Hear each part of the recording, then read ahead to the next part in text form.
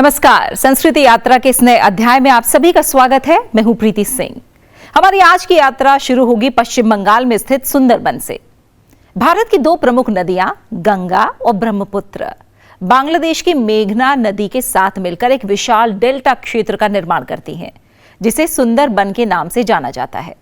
सुंदरबन विश्व का सबसे विशाल डेल्टा है, तो दुनिया का सबसे बड़ा सदाबहार मैंग्रोव वन भी। यहाँ के घने और दलदली जंगल रॉयल बंगाल टाइगर, खतरनाक मगरमच्छ, विषैले सांप और अजगर समेत कई प्रकार के जीव जंतुओं का प्राकृतिक आश्रय है।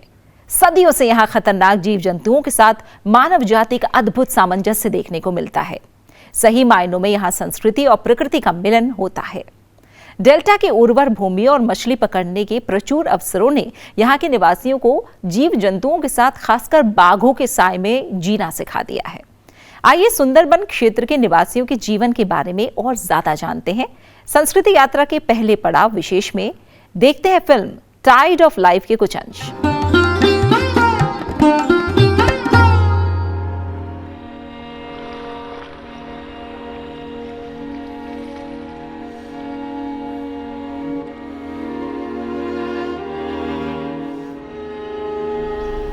Tide country, a vast labyrinth of rivers where the Ganga, Meghna and Brahmaputra traverse the subcontinent to meet the sea.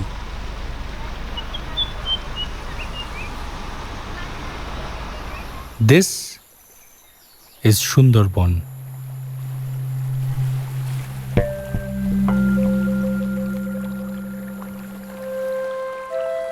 On these banks grows a dense and mystical forest.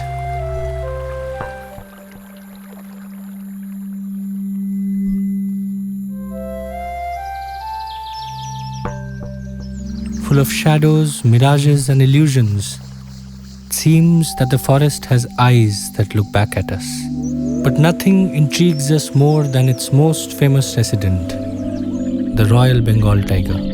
He is Dakshin Rai, the omnipresent lord of this southern jungle. Our fear of him confines us to the boat.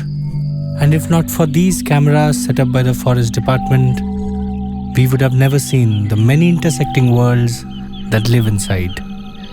Although beautiful, the forest is an unforgiving place. And in an endless cycle, death stalks life. The people here live under the tiger's looming shadow. And yet, since the forest is their main source of livelihood, they have to enter it, often taking terrible risks. From such encounters springs the folk tale of Dukhe, a young boy trapped in tiger territory. This intimate contact with the forest, despite the obvious dangers, evokes a sense of companionship, an age-old bond of empathy and mutual respect.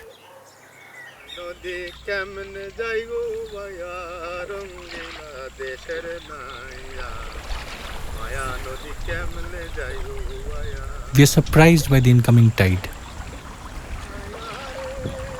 Rising waters flood the rivers and streams around us, transforming everything. An old friend has come visiting. Shorab was born and brought up in the Sundarbans, and now, through his songs, tells its many tales. 3 centuries ago, the tides of life brought the first settlers here. They cleared the forest, raised walls to keep the river out, and claimed land to build their nests. Despite the many hardships, promises of a new world stretched ahead. The forest will feed us, and the tides will teach us the rhythms of life.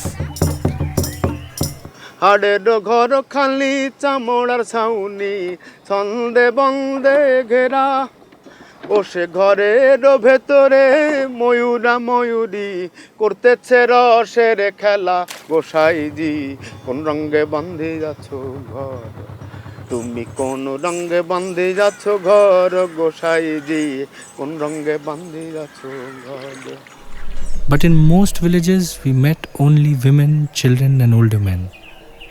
Where have all the young men gone? Bhata. Water recedes dramatically at low tide, revealing mud that glitters like gold in the setting sun. And then, a new kingdom springs to life. These mud skippers are perhaps what our earliest ancestors on land must have looked like. As we wait for the waters to come back in,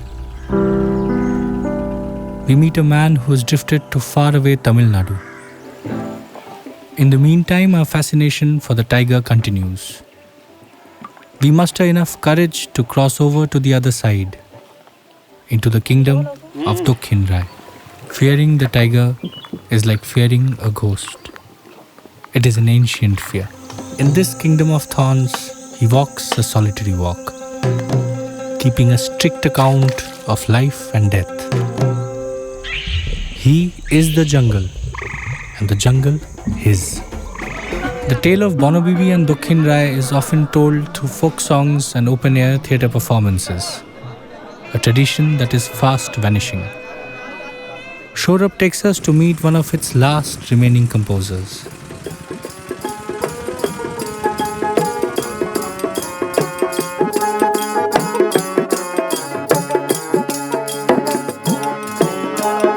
Allah sent Ma Bono Bibi to protect the tide country.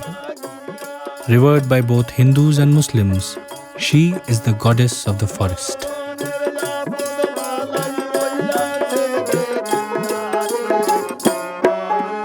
And it is to her that Dukhe called out to when he found himself alone. Ma Bono Bibi leads Dukhe and the others safely out of the forest. But Dukhin is not a foe easily defeated. High-intensity storms regularly hit Sundarban.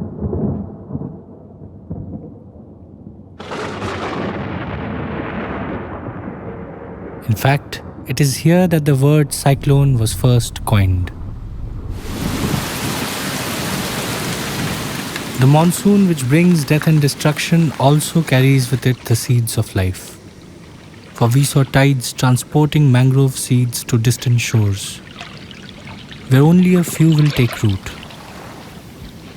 and the circle of life will begin again. As evening falls, it is time for the Jatra artists to go back home. On an abandoned ghat, we meet a poet. We wake up to find that a dense fog has enveloped us. But little did we know that this was just the beginning. A broken ship. Is this a premonition? But of what?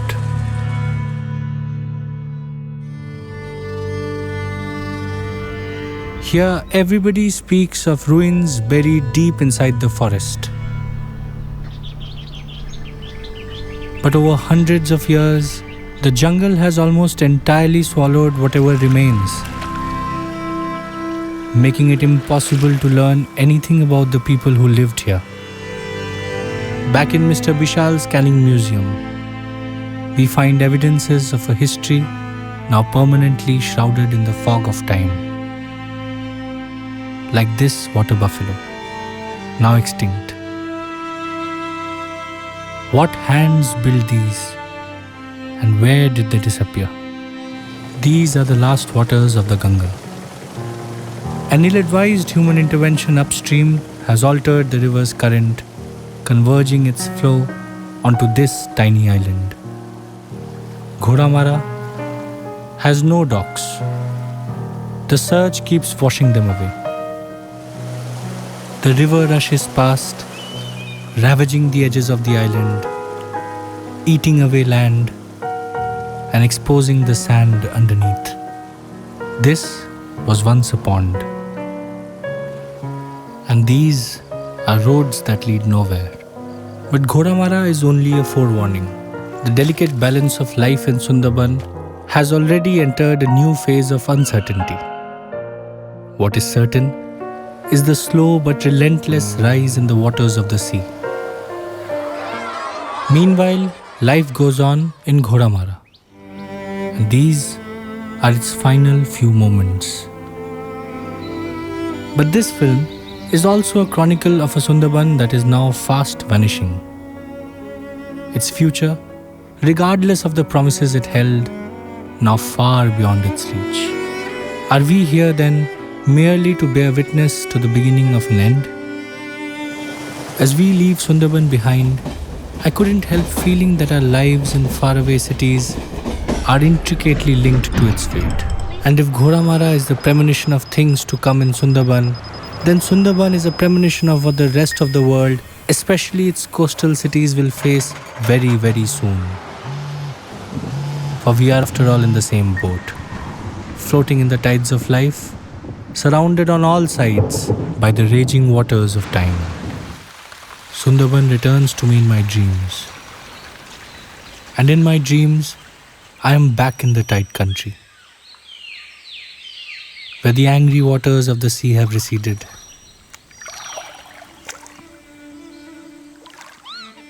Some creatures skip out of narrow streams in search of food or a friend. Some grow wings and fly away. A forest awakens, magically rising from the ground. And Sundarban is born again.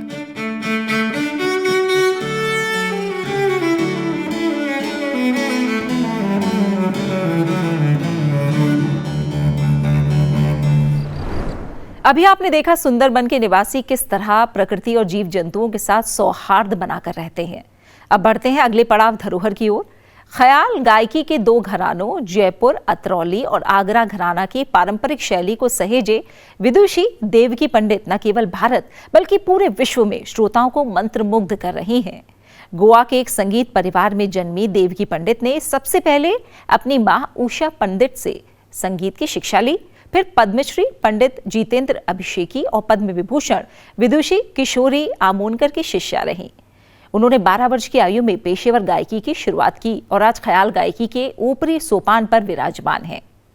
शास्त्रीय संगीत के अतिरिक्त विदुषी देवकी पंडित भजन, गजल और पार्श्व गायन से भी श्रोताओं को लुभा रही हैं। आइए सुनते हैं विदुषी देवकी पंडित को।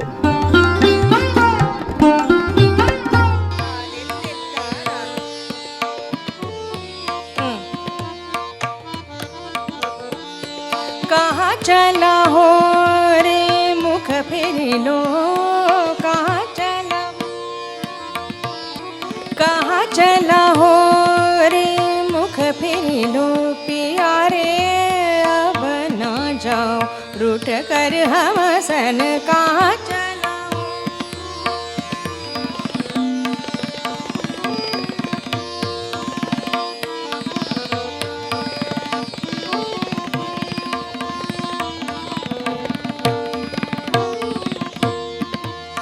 मुख फेरी लो कहाँ चला हो रे, मुख फेरी लो पिया रे अब ना जाओ रूठ कर हम सन, कहाँ चला।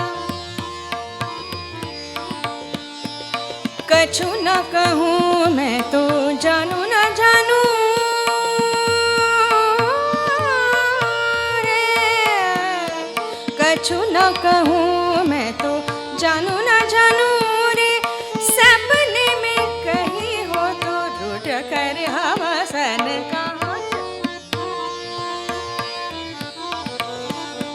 कहाँ चला हो रे मुख फेर लो, पिया रे अब न जाओ रूठ कर हम सन, कहाँ चला।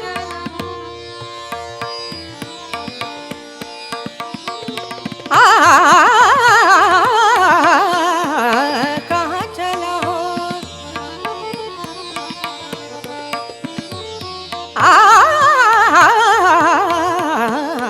कहाँ चला हो रे,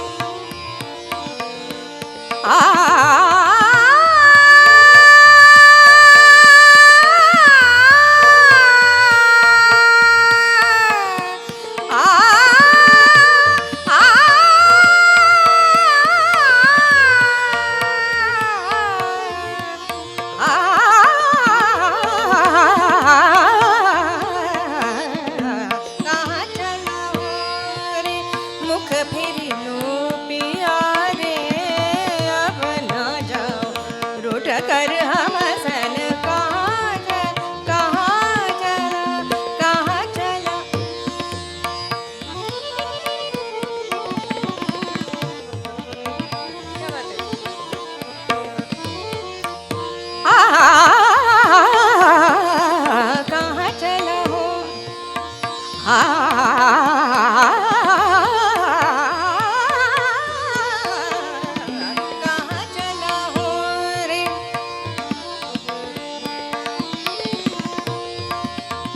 फेरी लो कहाँ चला हो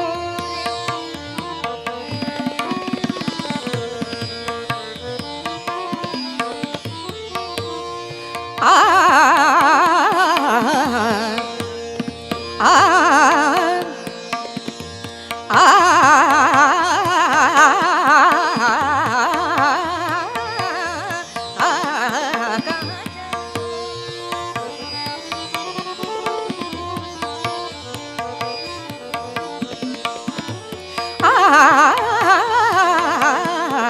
कहाँ चला ओ रे मुख कहाँ चला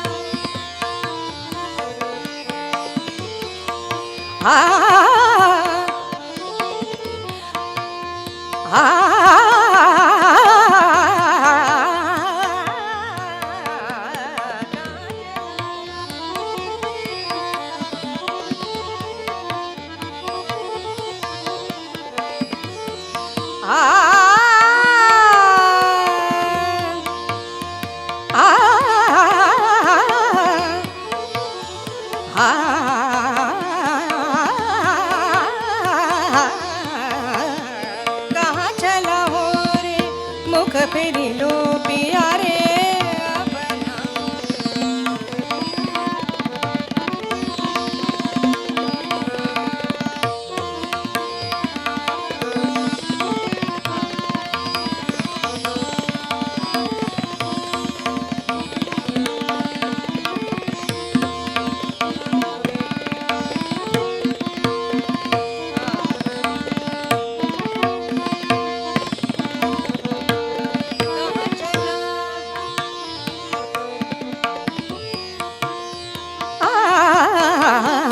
कहाँ चला कहाँ चला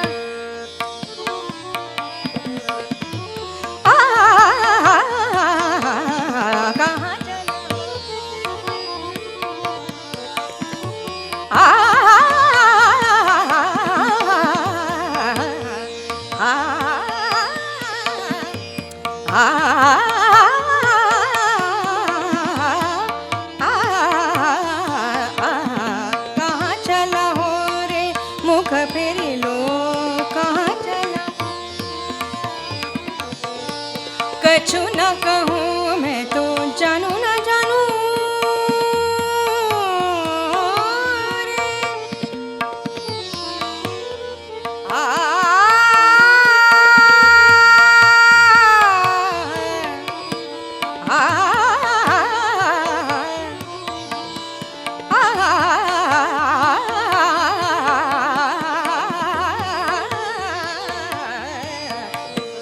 कछु न कहूँ मैं तो जानू न जानू रे सपने में कहीं हो तो ढूंढ कर हम सन कहाँ चला हो रे मुख फेरी लो कहाँ चला हो रे कहाँ चला हो रे कहाँ चला हो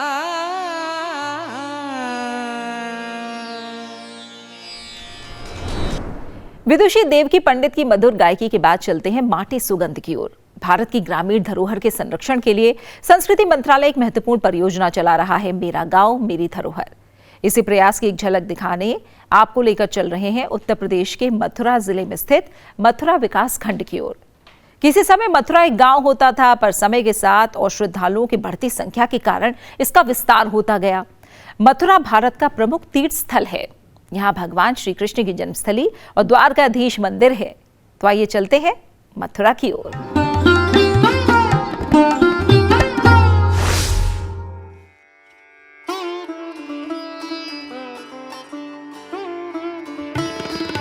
भारत के सबसे महत्वपूर्ण धार्मिक स्थलों में से एक मथुरा उत्तर प्रदेश का एक विकास खंड है, जहां हिंदी, उर्दू और ब्रज भाषा बोली जाती हैं।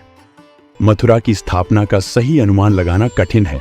इस पौराणिक खंड का उल्लेख हिंदू, जैन, बौद्ध संस्कृति से जुड़े कई ग्रंथों में मिलता है। चंद्रगुप्त मौर्य के शासनकाल में भारत आए ग्रीक यात्री मेगस्थनीज ने भी अपनी पुस्तक इंडिका में मथुरा और ब्रजभूमि की संस्कृति का वर्णन किया है। मथुरा का राजकीय संग्रहालय, जो लगभग 150 वर्ष पुराना है, इस कला की धरोहर को सजीव रखता है। संग्रहालय में मौर्य और गुप्ता काल की ऐतिहासिक मूर्तियां, शिलाएं, घड़े और अन्य बर्तन प्रदर्शित हैं, जो मथुरा स्कूल ऑफ आर्ट की कला और दृष्टि को उत्कृष्ट रूप से प्रस्तुत करते हैं। मथुरा स्कूल ऑफ आर्ट भारतीय शिल्प कला के इतिहास के महत्वपूर्ण अध्यायों में से एक माना जाता है। यह कला मौर्य काल में विकसित हुई और बाद में कई कलाकारों ने इसे नई दिशा दी। इतिहासकारों के अनुसार हिंदू, जैन और बौद्ध देवी देवताओं की प्रतिमाएं बनाने की विधि भी इसी क्षेत्र से जुड़ी हुई है।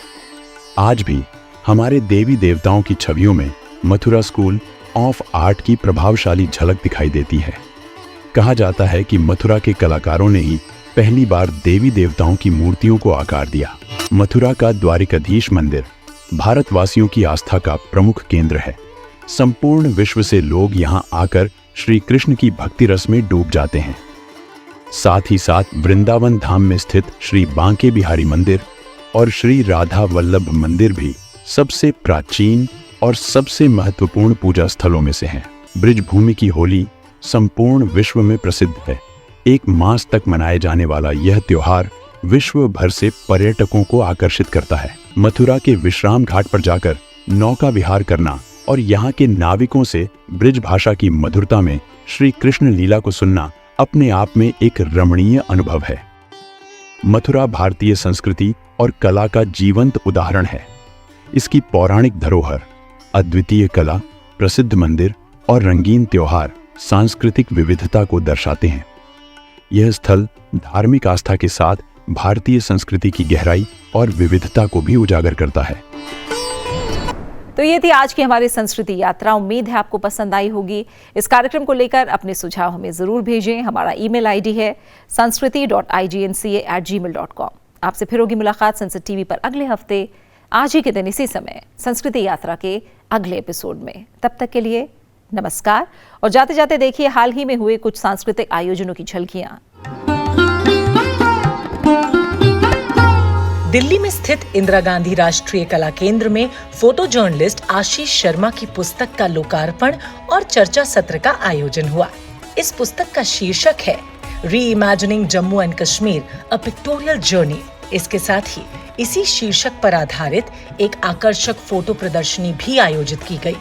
इस कार्यक्रम के मुख्य अतिथि के रूप में जम्मू कश्मीर के उपराज्यपाल श्री मनोज सिन्हा उपस्थित रहे। जम्मू कश्मीर को जीवन की अखंड धारा उपलब्ध कराने में मुझे लगता है कि इनका बड़ा योगदान रहने वाला है। उस बहाव की गति को आशीष शर्मा के फोटोग्राफ्स में हम देख सकते हैं। इस अवसर पर पूर्व केंद्रीय संस्कृति एवं विदेश राज्य मंत्री श्रीमती मीनाक्षी लेखी, आईजीएनसीए के अध्यक्ष पद्म भूषण राम बहादुर राय, आईजीएनसीए के सदस्य सचिव डॉक्टर सच्चिदानंद जोशी और पुस्तक के लेखक आशीष शर्मा भी मौजूद रहे। तो 370 को हटाने के बाद जो बदलाव वहाँ आया है, आशीष जी ने अपनी भावनाओं को सामने रखते हुए, बल्कि कहो भावनाओं की हिम्मत से आगे बढ़ते हुए, एक एक तस्वीर अपने आप में पूरी कहानी है और एक एक तस्वीर पूरी किताब का जो है उतना बड़ा उसमें विषय है। बदलते कश्मीर की कहानी, चित्रों की जुबानी, इसका अच्छा शीर्षक होगा। इसमें मैं ये कहूँगा कि इस किताब को अगर आप देखें, एक एक करके देखें, तो आपको लगेगा कि अब कश्मीर जाने की ज़रूरत नहीं है, हम कश्मीर हो आए हैं। Sometimes it is said that books are written on a piece of paper. They are photographed by camera. But this is one such production which is not written on a paper, it is written on the heart. And it has not been shot by the camera, but it has been shot by the tears, emotional journey. It is the pathos, it is the hope, it is the aspirations, it is the legacy, everything combined in this book. इस पुस्तक के लेखक आशीष शर्मा कश्मीर से ही हैं। उनकी एक किताब केवल तस्वीरों का संग्रह नहीं, बल्कि बदलते कश्मीर की जीवंत कहानी है। Speak because this book, Reimagining Jammu and Kashmir, is very personal to me. It is more than a collection of images. It's a personal journey. A journey through valleys and seasons. A journey through transformation, hope and celebration. ये एक ऐसी यात्रा है जो पाठकों को उम्मीद, विकास और शांति की ओर अग्रसर नए कश्मीर से रूबरू कराती है। इंदिरा गांधी राष्ट्रीय कला केंद्र के क्षेत्रीय केंद्र जम्मू कश्मीर और सद्गुरु बाबा काशी गिरी जी चैरिटेबल ट्रस्ट के संयुक्त तत्वाधान में 1 दिवसीय संगोष्ठी का आयोजन किया गया। ये संगोष्ठी जम्मू कश्मीर के पर्वतीय समाज की सांस्कृतिक चेतना को केंद्र में रखते हुए आयोजित की गई थी। इंदिरा गांधी राष्ट्रीय कला केंद्र में बाल जगत कार्यक्रम के अंतर्गत कला दर्शन प्रभाग और उड़ान theatre art and child development centre के सहयोग से मेगा थिएटर वर्कशॉप और चाइल्ड थिएटर फेस्टिवल का भव्य उद्घाटन किया गया। इस अवसर पर IGNCA के सदस्य सचिव डॉक्टर सच्चिदानंद जोशी मुख्य अतिथि रहे। कार्यक्रम की शुरुआत एक मनोहारी राम स्तुति नृत्य से हुई, जिसे छोटी बालिकाओं के समूह ने प्रस्तुत किया।